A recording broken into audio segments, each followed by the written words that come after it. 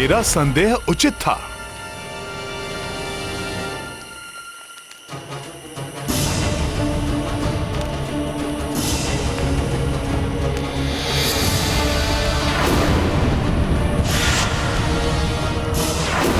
तुम्हें कैसे ज्ञात हुआ वानर कि मैं छद्मवेश में असुर हूँ? तुमने कहा था ना कि तुम प्रभु महादेव की पूजा कर रहे हो, परंतु ये मंत्र तो अशुद्ध है। ओम क्लीम नमः, ओम क्लीम नमः। तब मैंने सोचा कि कदाचित तुम्हें मंत्रों का उचित ज्ञान नहीं है, परंतु फिर तुमने तिलक के लिए सिंदूर अपनी अनामिका उंगली के स्थान पर अंगूठे से उठाया।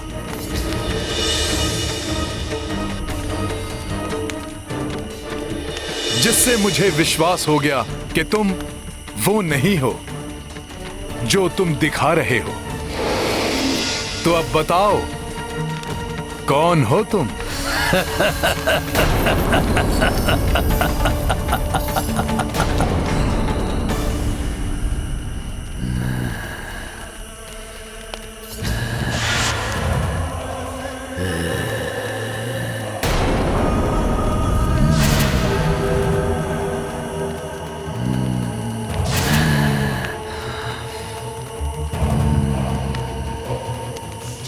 तुम्हारी मृत्यु हूं मैं।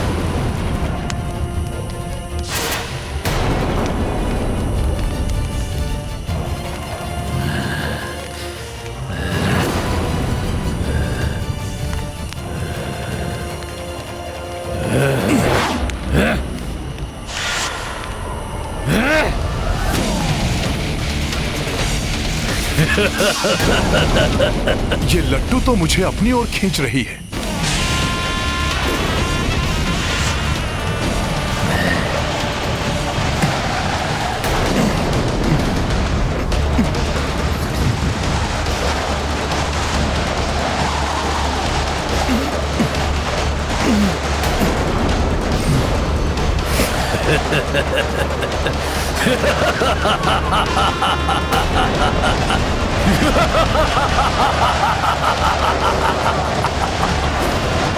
मेरे हथियार की परिधि में जो भी आया वो कभी बच ना पाया वानर।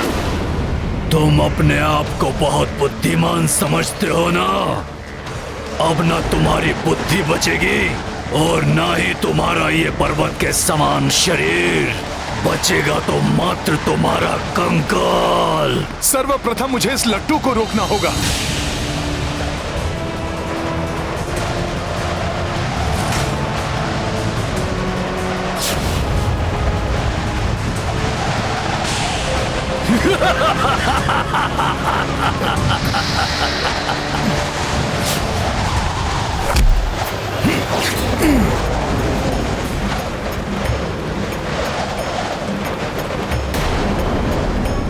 इसकी घूर्णन क्षमता तो रुक ही नहीं रही।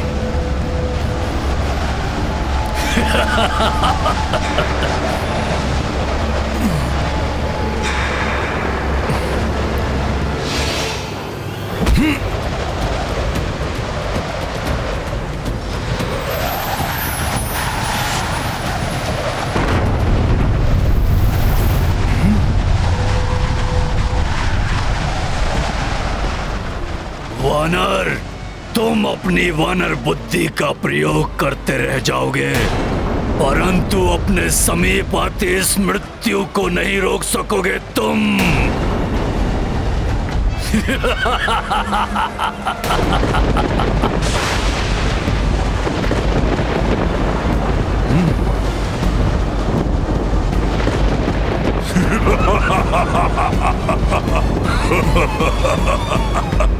इसका प्रभाव तो मेरी ओर बढ़ रहा है। मुझे इससे बचना होगा, किंतु कैसे? ये लट्टू संचालित डोर।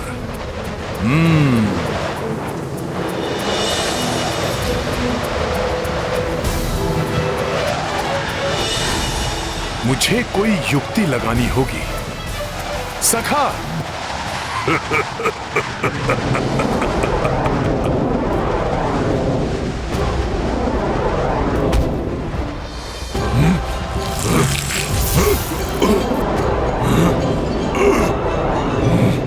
धूर्त वानर!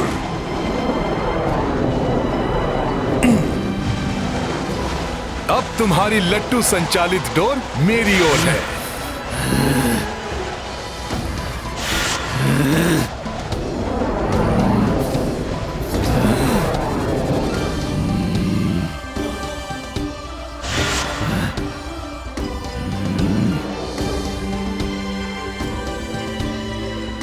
मुझे वो वापस दे दे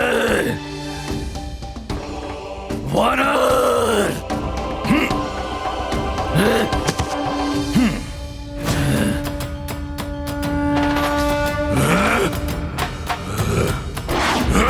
मेरी लट्टू संचालित डोर मुझे वापस दे वानर! दे मुझे वापस! वानर! तुझे छोड़ूंगा नहीं मैं वानर! अब हनुमान इसी के अस्त्र से इसका संहार करेगा।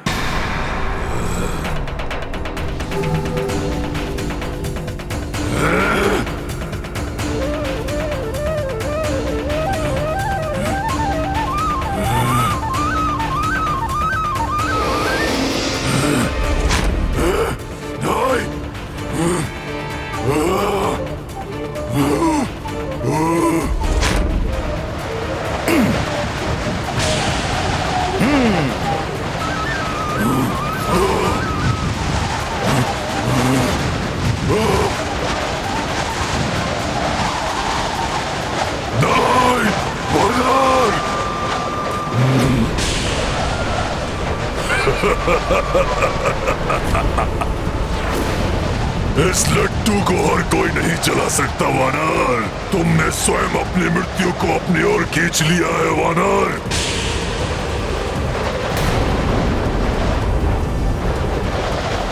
अब नहीं बच सकता तू वानर।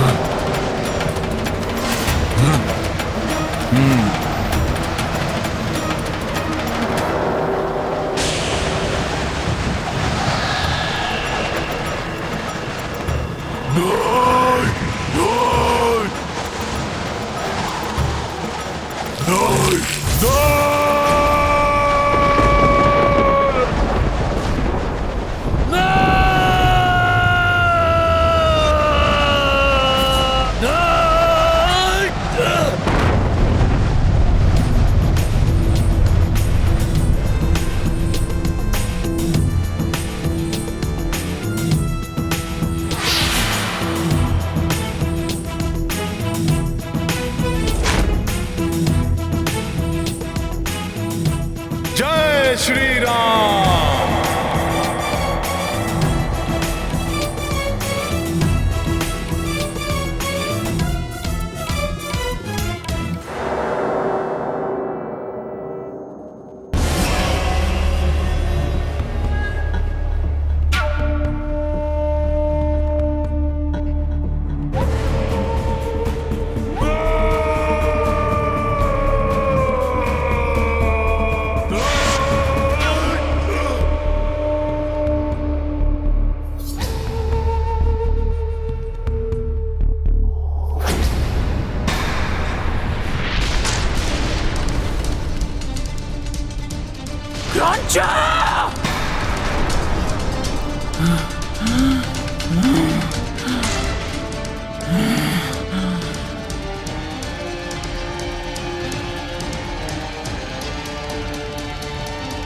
क्रोंचा का अंत हो गया। इसका अर्थ है अवश्य कोई भयंकर शत्रु लंका नगरी में प्रवेश करने की योजना बना रहा है। परंतु इस लंकिनी के होते हुए इस लंका भूमि पर कोई पांव तक नहीं रख सकता। ऐसा मैं कदापि नहीं होने दूंगी। वो जो कोई भी हो, लंकिनी के हाथों उसकी मृत्यु निश्चित है। लंकिनी नाम है मेरा, लंका की सुरक्षा कार्य है मेरा।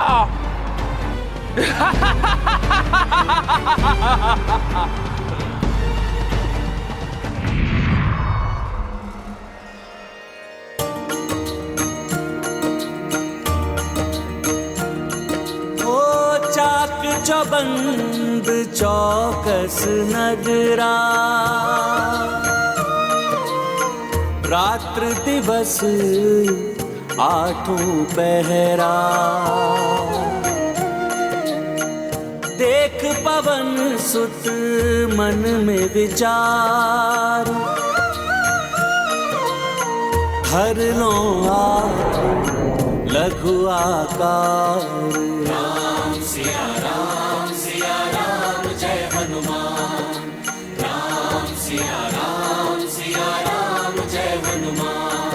ये गाथा महाबली हनुमत की, रुचिकर लीला राम भगत की। जय जय जय रघुनंदन राम, जय जय जय महाबली हनुमान। हनुमान की ये युक्ति अवश्य सफल होगी। अब मुझे कोई नहीं देख पाएगा। जय श्री राम।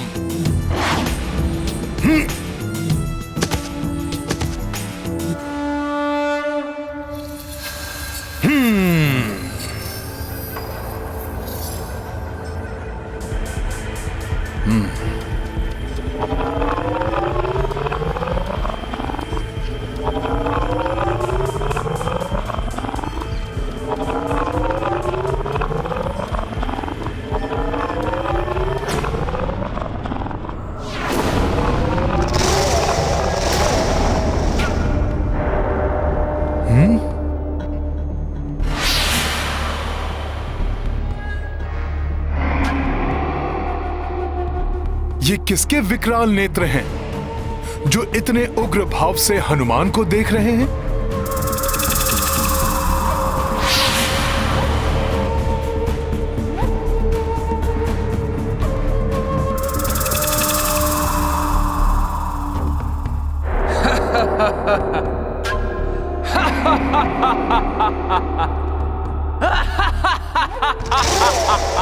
यहाँ तो गए हो वानर, किंतु जीवित वापस नहीं जा पाओगे। प्रभु श्री राम की कृपा से हनुमान इस बाधा पर भी विजय प्राप्त करेगा।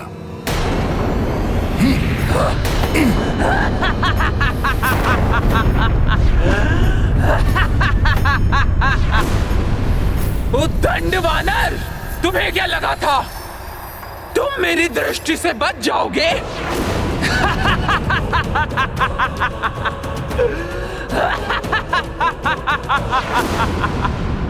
लंकनी नाम है मेरा, लंका की सुरक्षा कार्य है मेरा। बिना मेरी अनुमति के कोई कीट भी लंका में प्रवेश नहीं कर सकता। और तुमने ये दुस्साहस कर बहुत बड़ा अपराध किया है वानर। लो, अब भुगतो उसका दंड।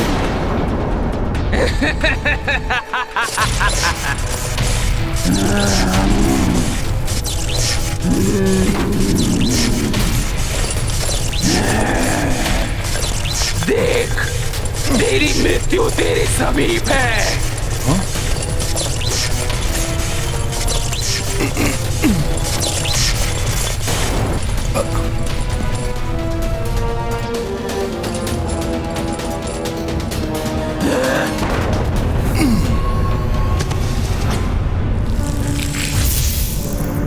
अच्छा, तुम मुझसे बच गए।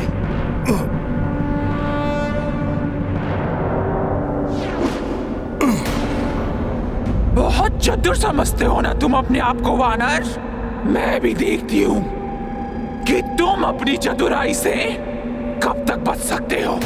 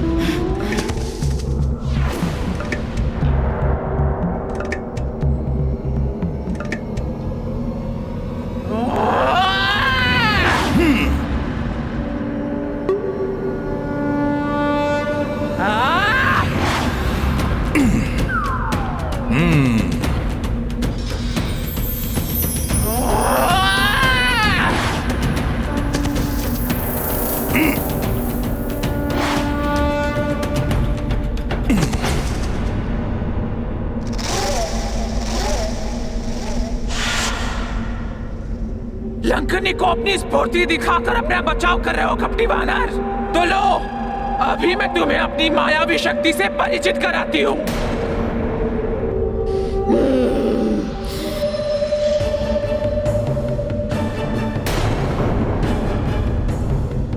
ये तो अदृश्य हो गई।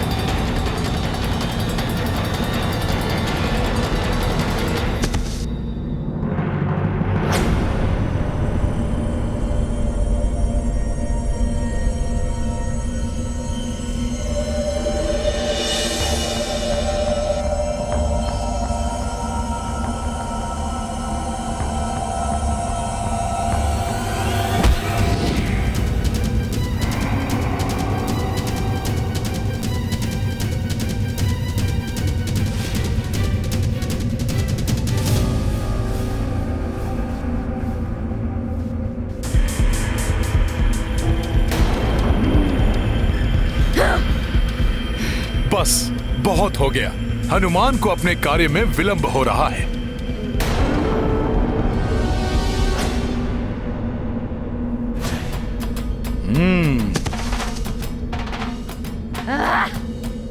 पुनः बच गया ये कपटी वानर।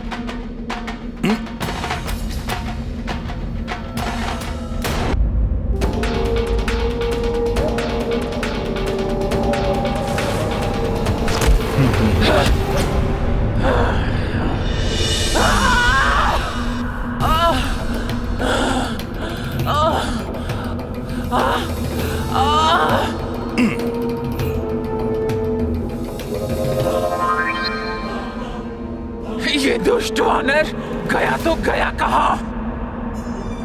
ना आगे दिखाई देता है और ना ही पीछे।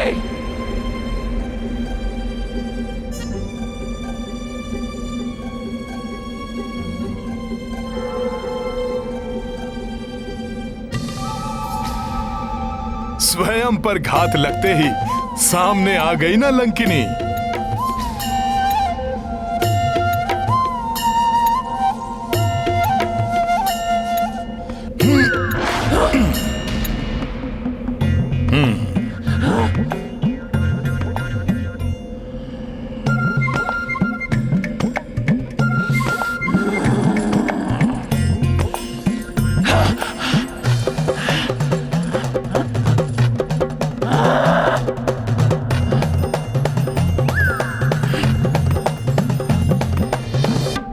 लंकनी को झकाकर उसे और क्रोधित करने की बहुत बड़ी भूल कर रहा है कपटी वानर।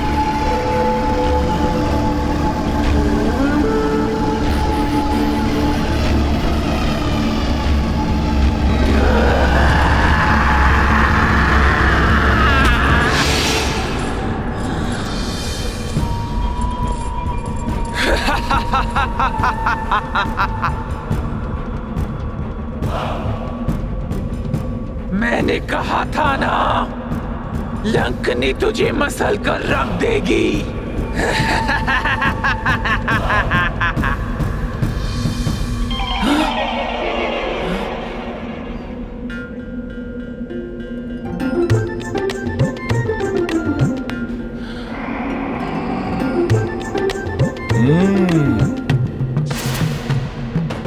पुनः बच गया ये चतुर वानर।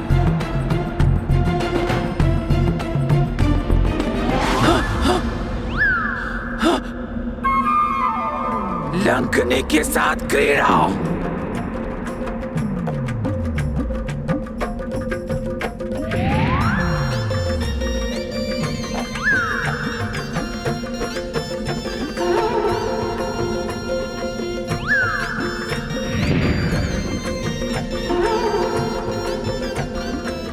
लंकनी के साथ क्रीड़ा। मसल देगी लंकनी तुम्हें।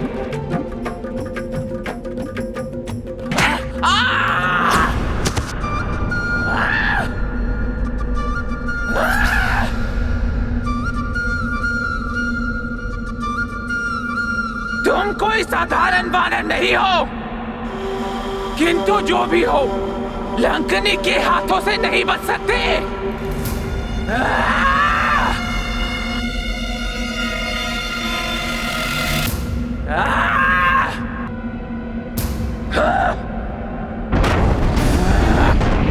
लंकनी के प्रहार से अब तुम बच नहीं सकते वानर।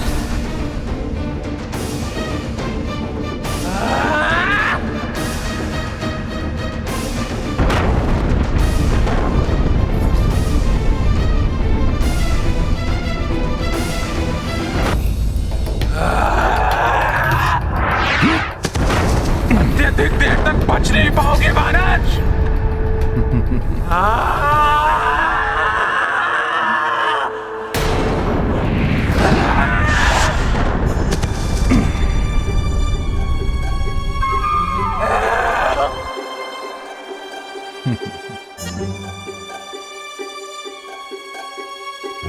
कहाँ गया वानर?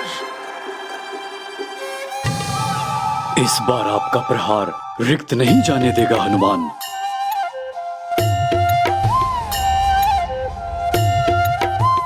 तो यहाँ हो।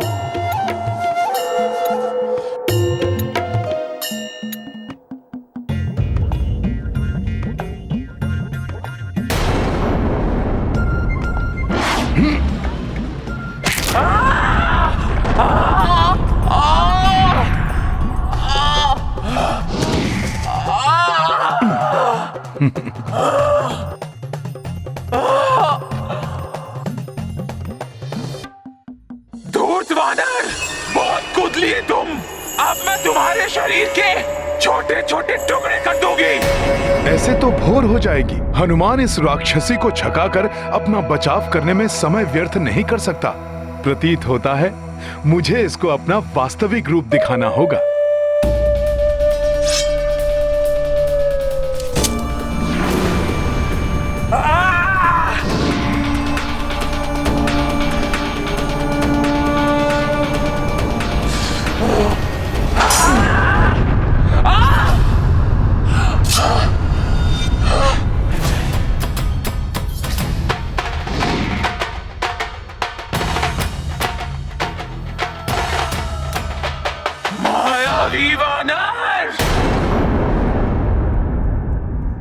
अब ये लंकनी तुझे नहीं छोड़ेगी।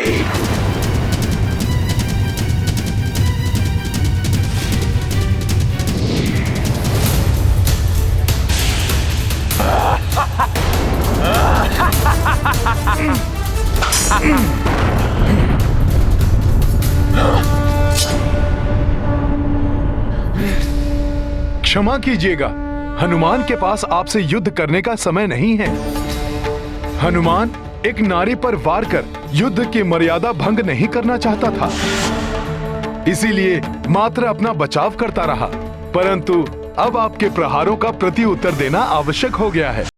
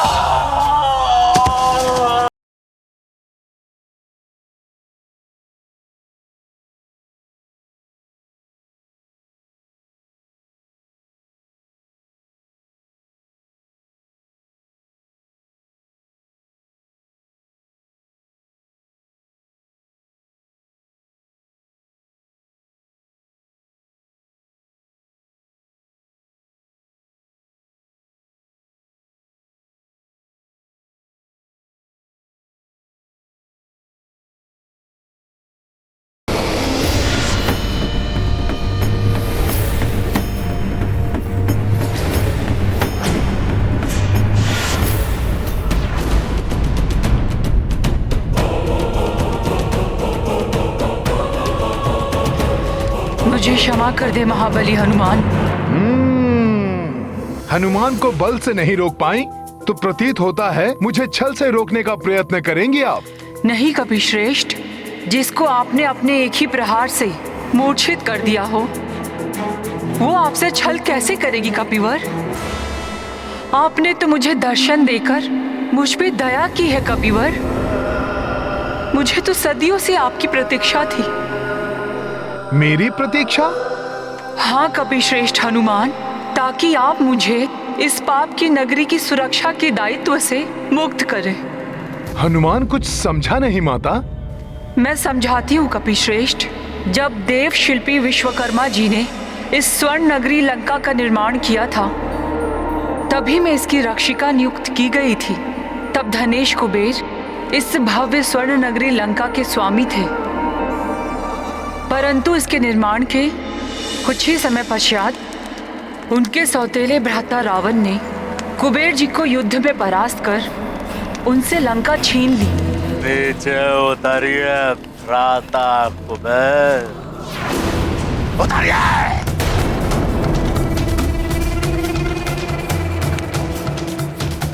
आपकी स्वर्ण नगरी लंका हमारे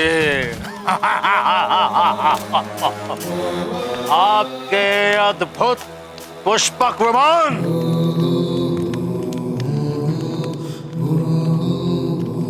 यहाँ तक के आपका ये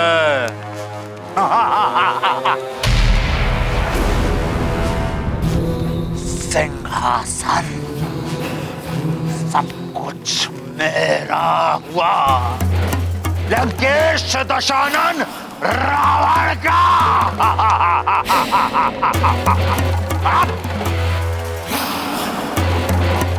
हम चाहते तो आपके प्राण भी ले सकते थे, किंतु सौतेले ही सही आप हमारे भ्रात्र तो हैं। यदि तुमने मुझे अपना भ्राता मानकर अनुरोध कर मेरे प्राण भी मांगते रावण, तो सहर्ष मैं दे देता। परंतु तुमने तो शत्रु बनकर मेरा सब कुछ छीन लिया, और छीना हुआ अधिकार, छीना हुआ पद, छीनी हुई संपत्ति कभी नहीं टिकती, कभी नहीं फलते। दुश्मन रहे रावण, जो कुछ तुमने आज मुझसे छीना है, एक दिन वो सब कुछ तुमसे भी छीन जाएगा। तुम्हारे साथ तुम्हारा कुल, तुम्हारा वंश, ऐश्वर्य, तुम्हारा सुख, जीवन सब ले जाएगा। कुछ भी शेष नहीं रहेगा तुम्हारे पास। और उस दिन समूचे राक्षस कुल के साथ तुम्हारा सर्वनाश होगा रावण, सर्वनाश होगा।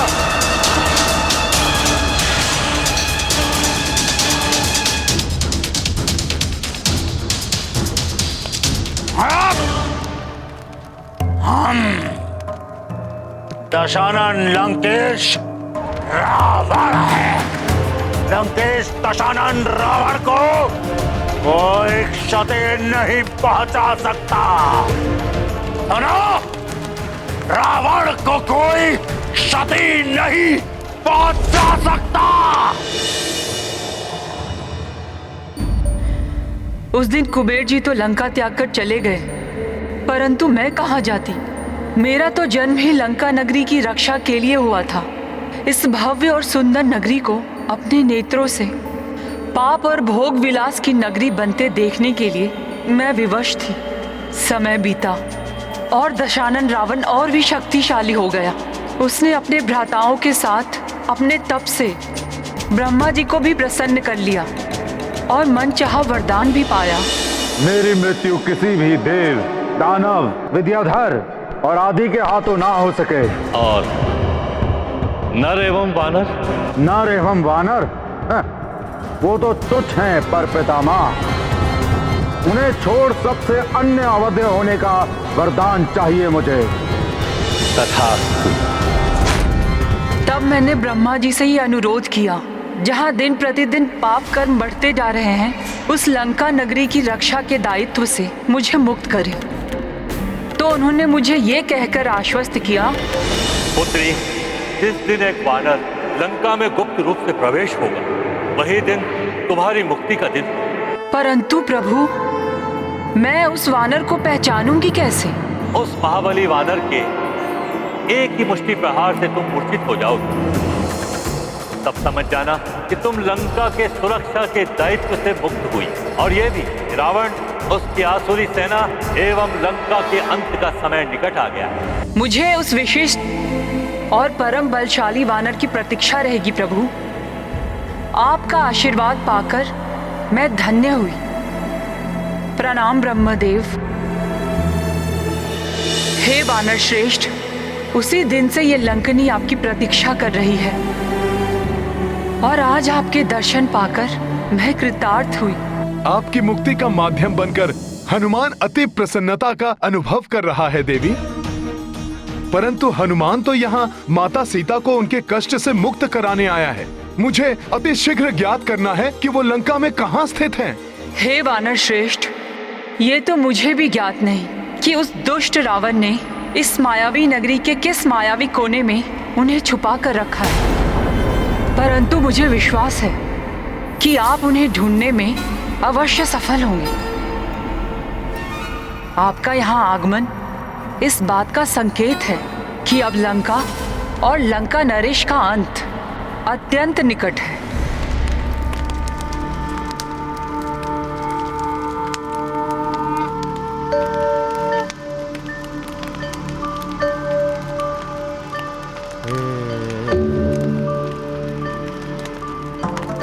हे चामुंडा देवी, जब तक आप यहाँ उपस्थित हैं, मैं आश्वस्त हूँ कि लंका नगरी और लंका नरेश को कोई हानि नहीं पहुँच सकती।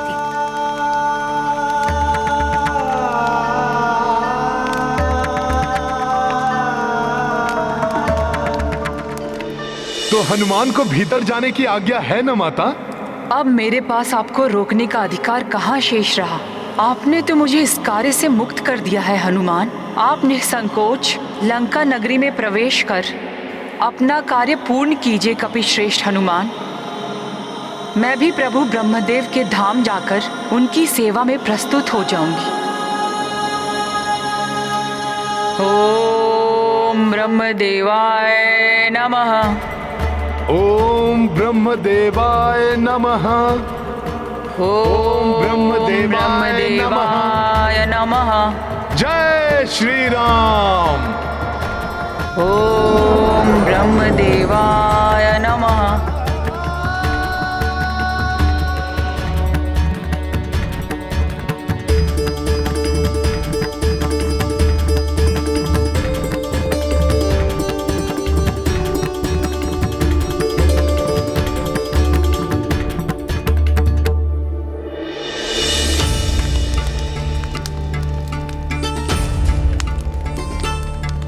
हे देवी, मुझे विश्वास है आप अवश्य हमारी रक्षा करेंगे।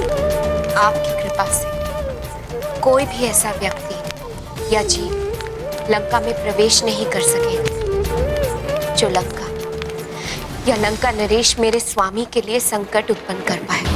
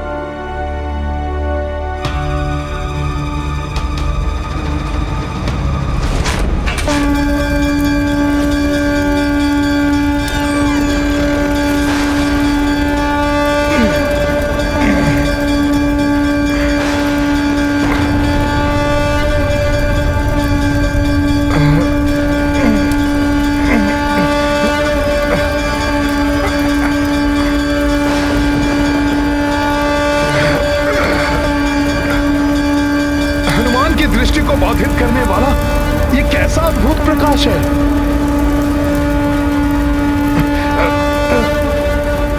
प्रतीत होता है आगे बढ़ने पर ही इसका रहस्य ज्ञात होगा।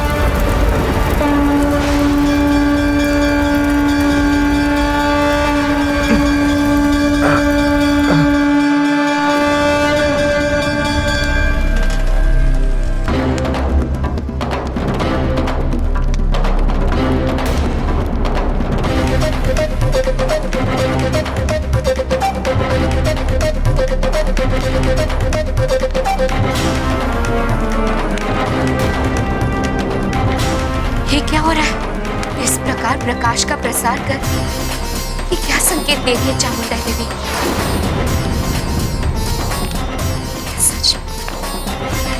क्या सच में कोई बिना अनुमति लिए लंका में प्रवेश करने का प्रयास कर रहा है?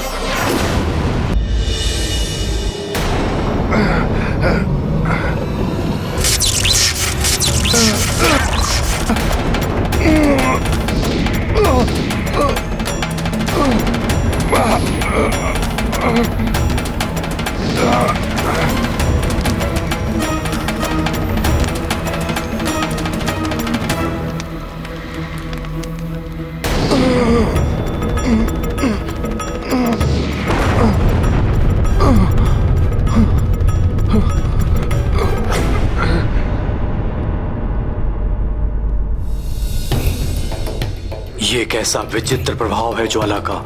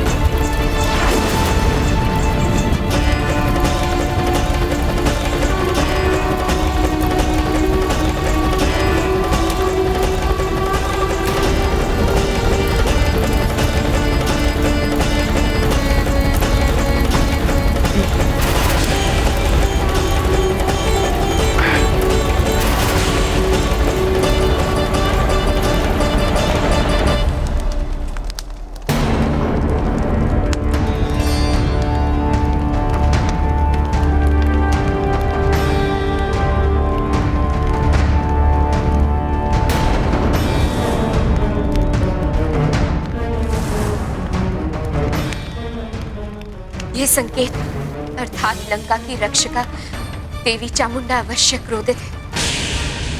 अवश्य ही किसी ऐसे व्यक्ति ने लंका में प्रवेश करने का प्रयास किया जिससे लंका या लंकेश पर संकट आ सकता है। मुझे शीघ्र ही जाकर स्वामी को सूचना देनी होगी।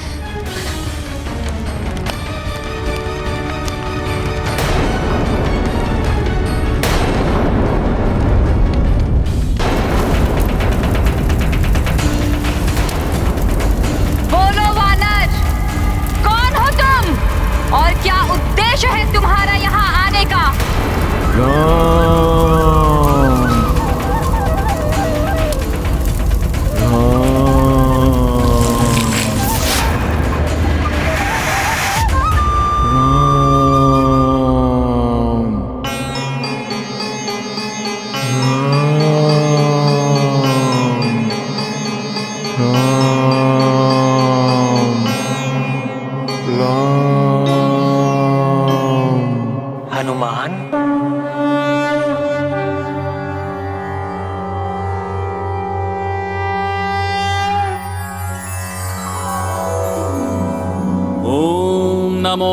देव्ये महादेव्ये शिवाय सततं नमः। नमः प्रकृत्ये भद्राय नियताः प्रणता स्मताम्। ॐ नमो देव्ये महादेव्ये शिवाय सततं नमः। नमः प्रकृत्ये भद्राय नियताः प्रणता स्मताम्। ॐ रौद्राय नमो नित्याय गौर्ये धात्रे नमो नमः। ज्योत्सनाय चेन्दुरूपिण्य सुखाय सततं नमः। ॐ कल्याणे प्रणता वृद्धये सिद्धये कुर्मो नमो नमः। ॐ रौद्राय नमो नित्याय गौर्ये धात्रे नमो नमः। ज्योत्सनाय चेन्दुरूपिण्य सुखाय सततं नमः। ॐ कल्याणे प्रणता वृद्धये सिद्धये कुर्मो नमो नमः। नैरृत्ये भूभृतां लक्ष्मे शर्वाण्ये ते नमो नमः।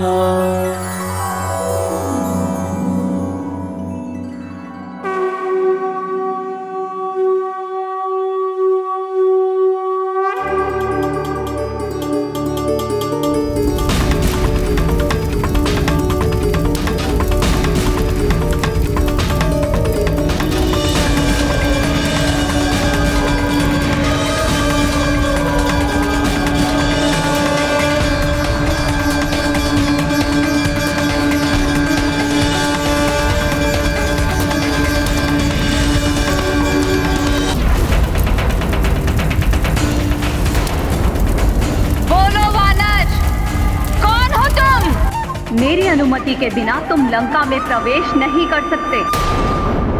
शांत माता शांत। आपके इस क्रोधित और विकराल रूप के पीछे छिपे हुए सौम्य एवं शांत रूप से मैं भली भांति परिचित हूँ। वो सुंदर और मनोहर रूप जिससे महाजोगी भगवान शिव शंकर भी सदैव मोहित रहते हैं।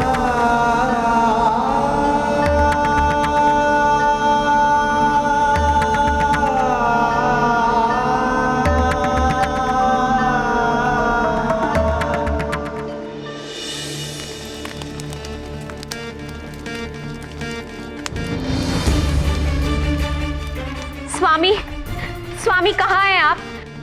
देखिए हमारी रक्षिका देवी अधिक क्रोध में है स्वामी। अनिष्टा के संकेत मिल रहे हैं। कहाँ हैं आप स्वामी?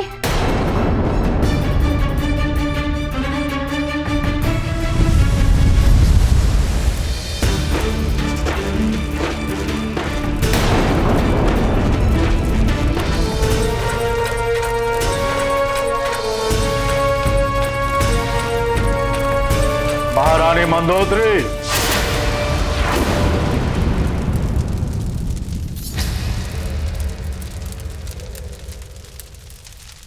अग्नि! तेरा ये दुस्साहस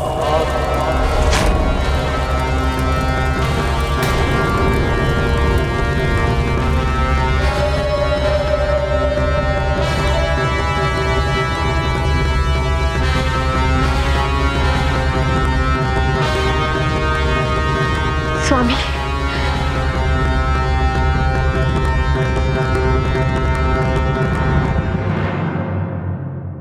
महारानी मंदोदरी, आज आप प्रातः काल से ही कुछ व्याकुल सी हैं। लंकनी, क्रोचा सबको सतर्क कर दिया है मैंने। यहां तक कि मैं स्वयं भी यहां उपस्थित हूं। फिर आप किस लिए इतनी चिंतित हैं? क्यों महारानी मंदोदरी? स्वामी प्रातः काल से अपशकुन हो रहे हैं।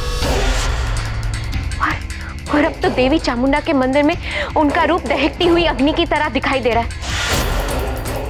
स्पष्ट है कि देवी अत्यधिक क्रोध में है। स्वामी अनिष्ट के संकेत मिल रहे हैं। आप स्वयं मंदिर चलकर देख लीजिए। माता, जिस पर आपकी कृपा हो वो तो आपको किसी भी रूप में पहचान लेगा। मैं हनुमान हूँ। एक समय प्रभु महादेव और स्वयं आपने वैद वैदनी का रूप धारण करके मेरा मिलन प्रभु श्री राम से करवाया था। उसी क्षण मैंने आपके उस रूप के दर्शन किए थे माता, जिसे महादेव भी अपलक देखते हैं।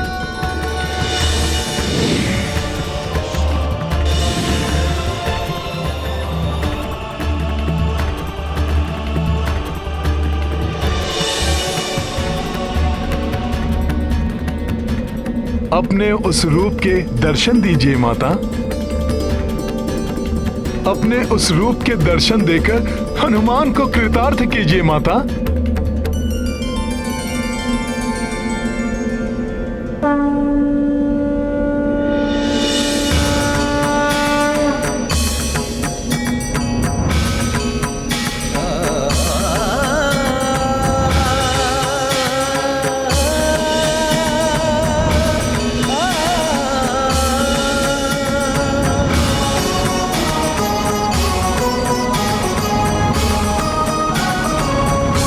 प्रणाम माता पार्वती। आइए स्वामी, स्वयं अपने नेत्र से माता का रौद्र रूप देख लीजिए।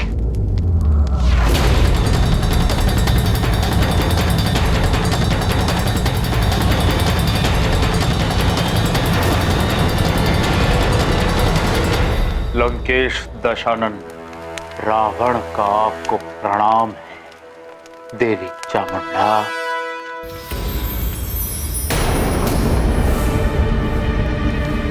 ये कैसे हो गया? स्वामी मेरा विश्वास कीजिए, मैं सत्य कह रही हूँ। अभी कुछ क्षण पूर्व इन दीपकों की ज्योति ज्वालामुखी भांति भभक रही थी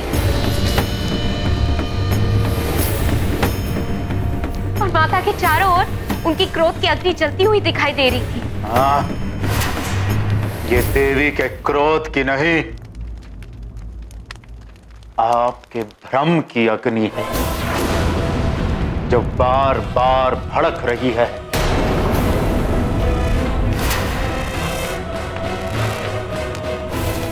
असुरों की महारानी को यह शोभा नहीं देता। महारानी मंदोदरी, मैं आपको एक बात याद दिला दूं कि आप उस लंकेश की पत्नी हैं जिससे नवग्रह भयाक्रांत रहते हैं, जिसका नाम सुनते ही देवता कंपित हो जाते हैं,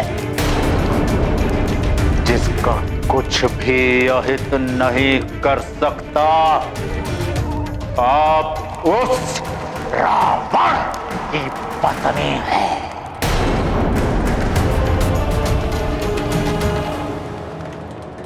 माता, मैं यहाँ किसी का कोई अहित करने के उद्देश्य से नहीं आया हूँ। मैं तो मात्र इसलिए तुम्हारे यहाँ आने का उद्देश्य मैं भांप चुकी हूँ हनुमान। तुम यहाँ देवी सीता को ढूंढने आए हो ना, जिनके विक्षोभ में तुम्हारे प्रभु श्री राम व्याकुल हैं। ये कार्य लंकेश रावण का ही है।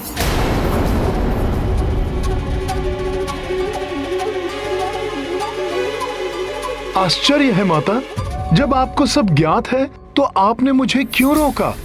उस दुष्ट रावण और उसके इस पाप की नगरी लंका की रक्षा क्यों कर रही हैं आप माता? भगवान शिव की अर्धांगिनी और जगत जननी माता पार्वती को यह सब क्यों करना पड़ रहा है माता? ये विवशता है मेरी।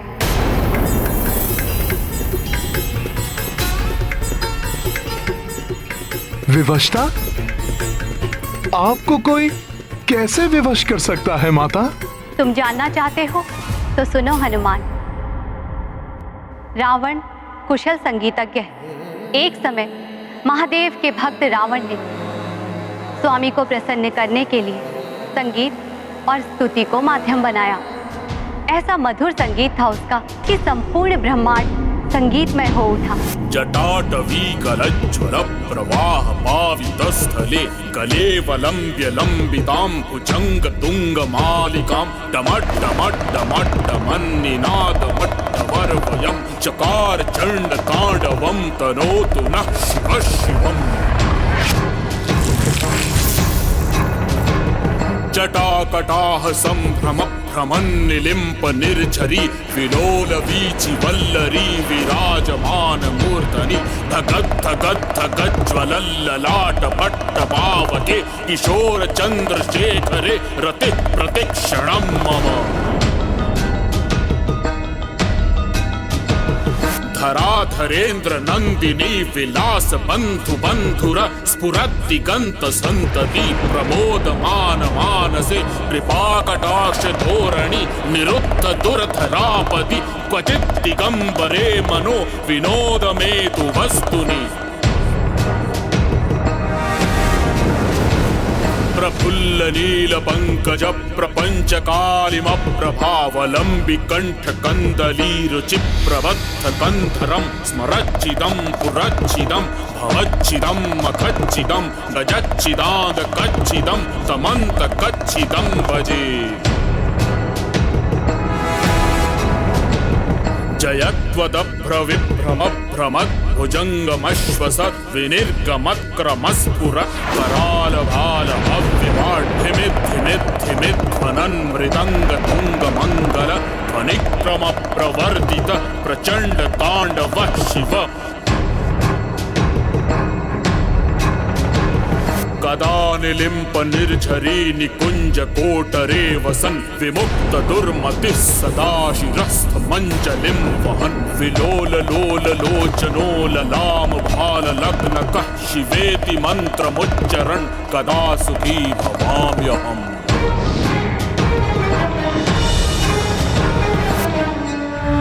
रावण,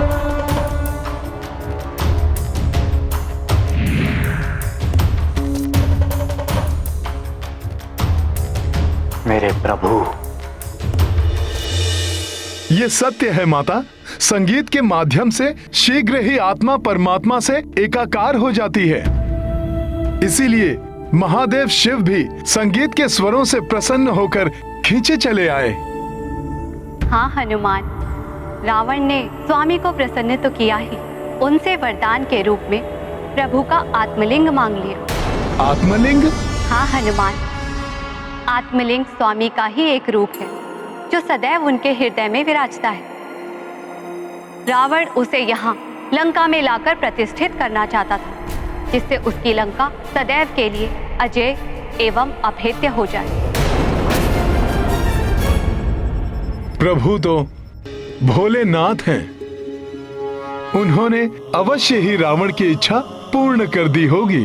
प्रभु तो आशुतोष है, अवघड़दानी है। अपने भक्त को कुछ भी प्रदान करने में उन्हें कोई संकोच नहीं होता। वरदान स्वरूप उन्होंने रावण को आत्मलिंग प्रदान तो कर दिया, परंतु साथ में एक प्रावधान भी कर दिया। तुम्हारे अद्भुत स्तुति और संगीत ने मुझे प्रसन्न कर दिया है रावण। मैं तुम्हें अपना आत्मलिंग प्रदान करूंगा, किंतु ऐसी किसी भी पवित्र वस्तु को ले जाने के लिए उस भक्त को उस वस्तु के प्रति अपनी पूर्ण श्रद्धा एवं निष्ठा का प्रमाण देना होता है। प्रभु, मेरे इष्ट, मेरे आराध्य, आपका परम भक्त अपनी श्रद्धा और भक्ति का कोई भी प्रमाण देने के लिए प्रस्तुत है। तो सुनो रावण, लंका पहुंचने से पूर्व मार्ग में कहीं भी तुम आत्मलिंग को पृथ्वी या किसी अन्य स्थान पर नहीं रखोगे और दक्षिण समुद्र तक पहुंचने से पूर्व तुम पुष्पक विमान का प्रयोग भी नहीं करोगे। प्रभु, आपके श्रेष्ठतम भक्त रावण की भुजाओं में इतना बल है कि आपके पवित्र आत्मलिंग को मैं लंका तो क्या समस्त ब्रह्मांड में अपनी भुजाओं में लेकर भ्रमण कर सकता हूं। अब लंका तक आपका पवित्र आत्मलिंग मेरी भुजाओं में आरूढ़ होकर जाएगा। ऐसे पृथ्वी पर रखने की मुझे आवश्यकता ही नहीं पड़ेगी महादेव।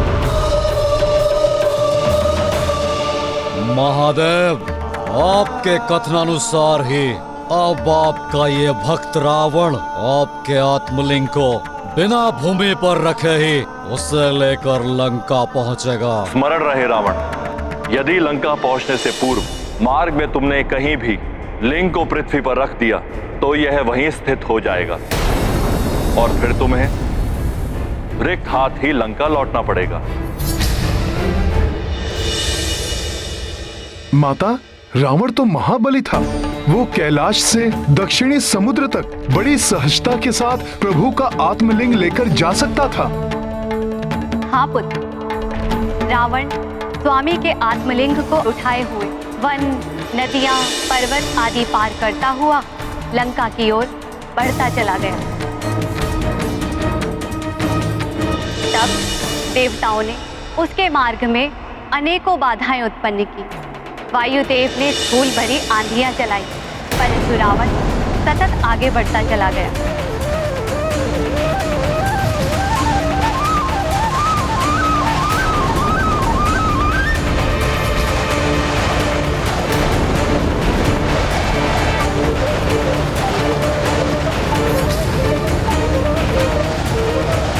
ओम नमः शिवाय।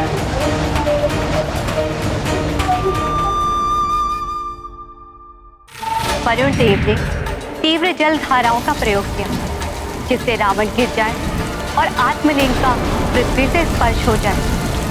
परंतु तीव्र जल धाराएं भी रावण के मार्ग को अवरुद्ध नहीं कर सकी। सूर्यदेव ने अपना ताप बढ़ाया और अग्निदेव ने रावण के पंख के नीचे की शिलाओं को इतना अधिक तपाया कि वे कोयला बन गई।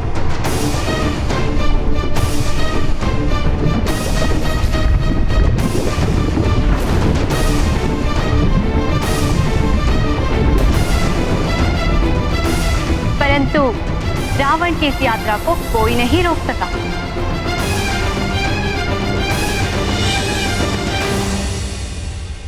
तो क्या ऐसा कोई भी नहीं था माता, जो रावण को लंका जाने से रोक सके? जब शक्ति असफल हो जाए तो युक्ति से कार्य करना चाहिए। रावण की यात्रा को रोकने वाला भी था कोई।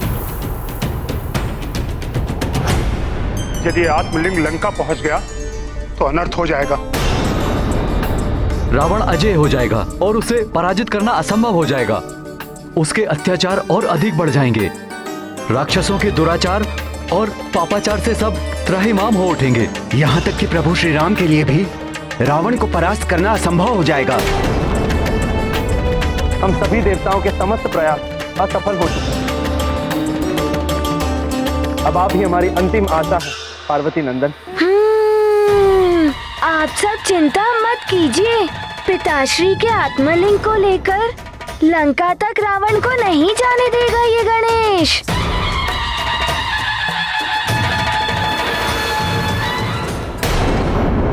प्रणाम देवगणों। आप सब चिंतित ना हो।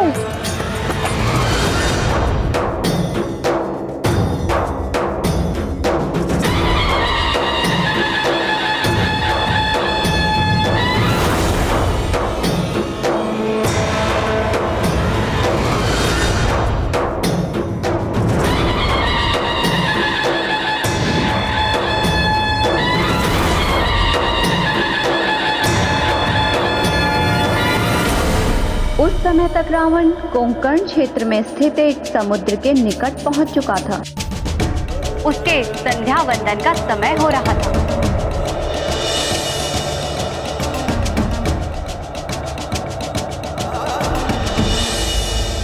लंकेश, यदि भक्ति भावना के साथ पिताश्री के आत्मलिंग को ले जाते तो मैं कदापि ना रोकता, किंतु अजय होकर संसार को प्रताड़ित करने की भावना से पिताश्री के आत्मलिंग को ले जा रहे हो, जो अनुचित है।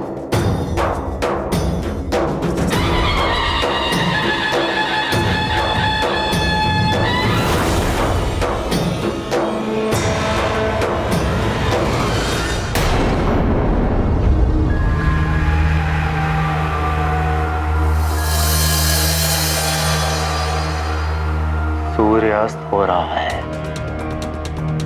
और मेरे संध्या वंदन करने का भी समय हो रहा है। महादेव ने तो पृथ्वी पर शिवलिंग को रखने से मना किया था। लंका पहुंचने से पूर्व मार्ग में कहीं भी तुम आत्मलिंग को पृथ्वी या किसी अन्य स्थान पर नहीं रखोगे। फिर मैं संध्या वंदन कैसे करूंगा?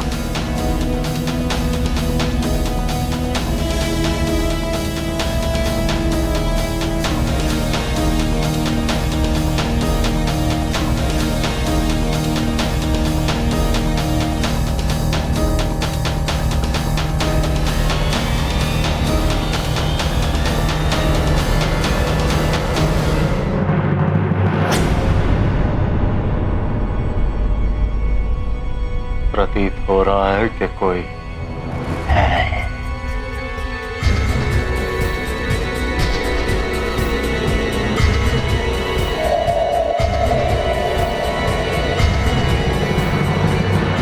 आप ये प्रभु का शिवलिंग लिए यहाँ कहाँ जा रहे हैं?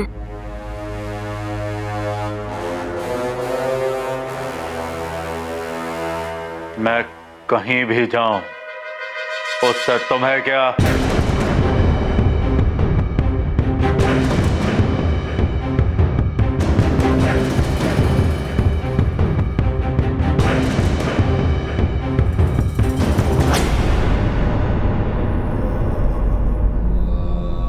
ब्राह्मण बालक, मैं कौन हूं ये तुम्हें अभी ज्ञात नहीं हुआ है।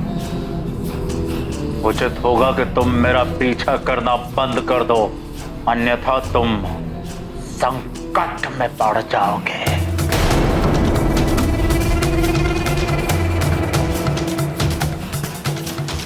मैं तो महादेव का भक्त हूँ।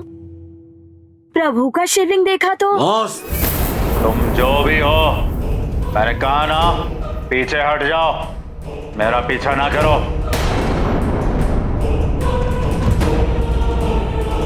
फिर क्या हुआ माता? क्या गणेश जी महादेव के आत्मलिंग को रावण द्वारा लंका ले जाने से रोक पाए? भक्ति से ईश्वर को प्रसन्न तो किया जा सकता है, पर निजी स्वार्थ के लिए की गई भक्ति से कभी फल नहीं प्राप्त होता।